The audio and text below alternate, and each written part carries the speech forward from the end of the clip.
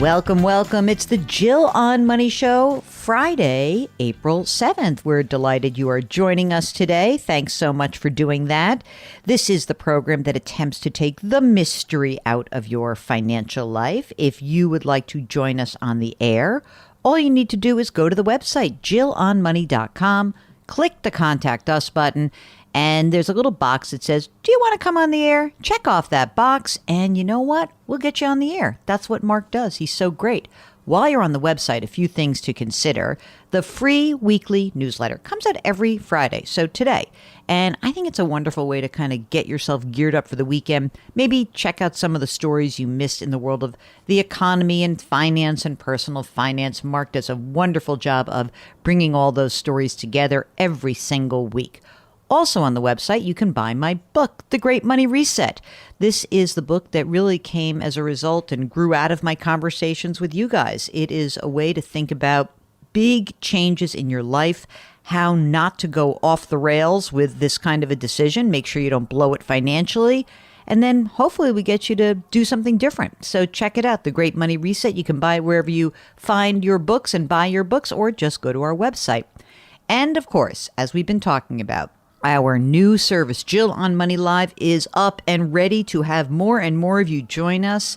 We just recently had our first ever live webinar with Ed Slott. We talked in depth about the Roth, converting, backdoor Roth, ideas around tax policy, some really good stuff. So when you join Jill on Money Live, you will have access to quarterly live webinars, and you'll be able to go behind the paywall and see the extra content that we post. You can watch the previous webinars if you weren't able to join us for that one. It is all there, $35. It's a bargain. Now, speaking of IRAs and Roth IRAs, I do look at the calendar and notice that, tax season creeping up. And yesterday I went on CBS Mornings to talk a little bit about those folks who need to think about filing those taxes. I know most of you have done it, but just in case, this is the segment that I did with Nate Burleson, Vladimir Duthier, and Natalie Morales. It really was a great segment, and even if you've done all of your taxes, maybe a quick refresher isn't the worst thing in the world. We'll talk a little bit more on the other side of the segment. It's Money Watch. We're focusing on tax filing and what to do with your refund. Tuesday, April 18th is the last day to file for most Americans. More than 80 million people have already filed, and more than 59 million have received their refunds. The average tax refund this year is more than 11% lower than last year due to the termination of COVID-19 relief measures. CBS News business analyst Jill Schlesinger is here to talk about it all. Jill, good to see you. Good to be here. All right, so if you're like me, it's less than 2 weeks to go and you haven't filed yet.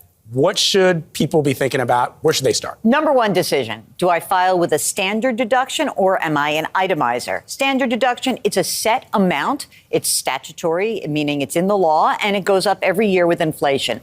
Itemizing means you add up a bunch of different categories: state and local taxes, mortgage interest, charitable donations. If those total more than the standard deduction amount, then you're an itemizer. But that's pretty simple. It's just a list and a little bit of adding and subtracting. And you're saying people focus on deductions, but claiming tax credits is the way to go. Oh, my gosh. The tax credits are unbelievable. That's a dollar for dollar reduction in your tax bill. So some of the big ones that you've heard of: the earned income tax credit aimed at people who are mid to low earners, the child tax credit. I know it's a little bit less than it was last year, but it's still very juicy. There's a dependent and child tax credit. There's a savers credit. There's a tax credit for people who help pay their kids' college expenses.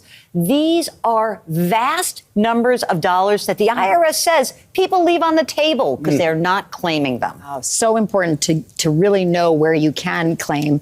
What are some ways, though, that people can use a refund if they, in fact, are expecting a refund? So we know the average refund amount is running at about $2,900. And frankly, gang, I have to go back to my boring old big three, and they're not boring, but we have got to get people to focus on using these dollars to beef up their emergency reserve fund, 6 to 12 months of your living expenses. You'll need that if things slow down in the economy, paying off your high interest debt, and then hopefully funding retirement to the best of your ability, especially if you work for a place that has a match. So Speaking of retirement, a lot of people use their refunds to invest in their IRAs or their Roth IRAs. For the people who don't know the difference, what is the difference? When you look at a traditional retirement account, it means you're getting a tax deduction today for the money you put in that account. Later, when you take the money out at retirement, at maybe 59 and a half is the earliest, but the government forces you to take the money out in your 70s, that's when you have to pay taxes at whatever the tax rates are in the future.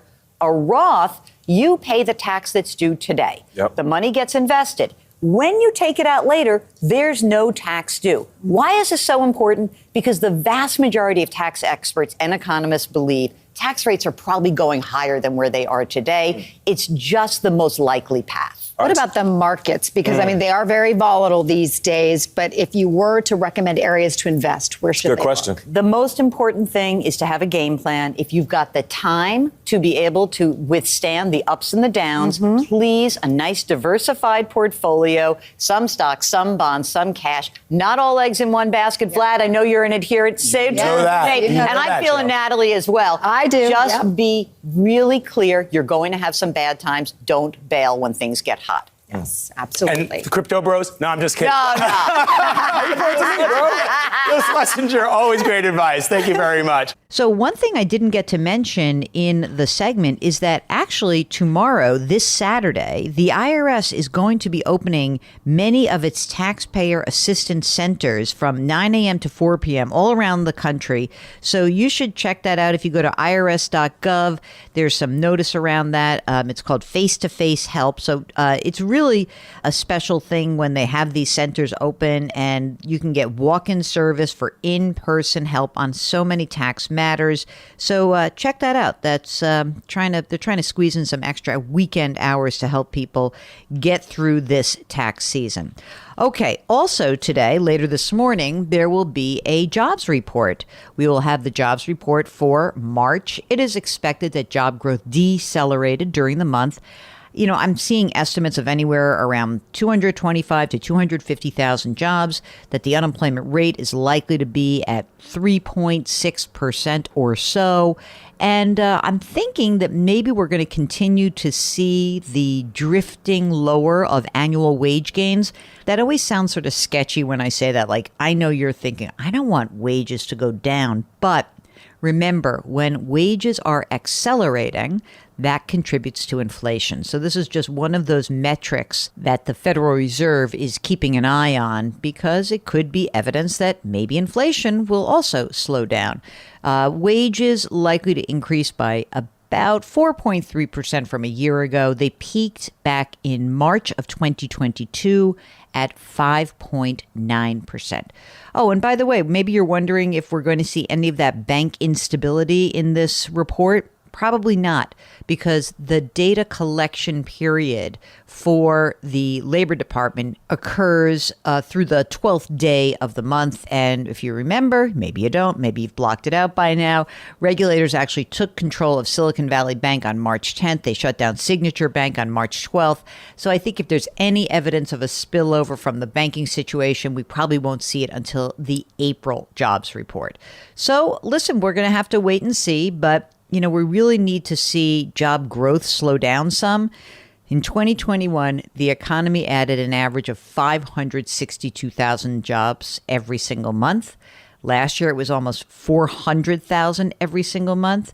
So far this year, 355,000 per month in the first 3 months of the year. But we are likely to head lower throughout the course of the year. If any of this information is radically different from what we think it's going to be, I'll let you know. But otherwise, have a very good Friday, and know that we are here. If you need some help, you just go to JillOnMoney.com, click the Contact Us button. We'll get your note.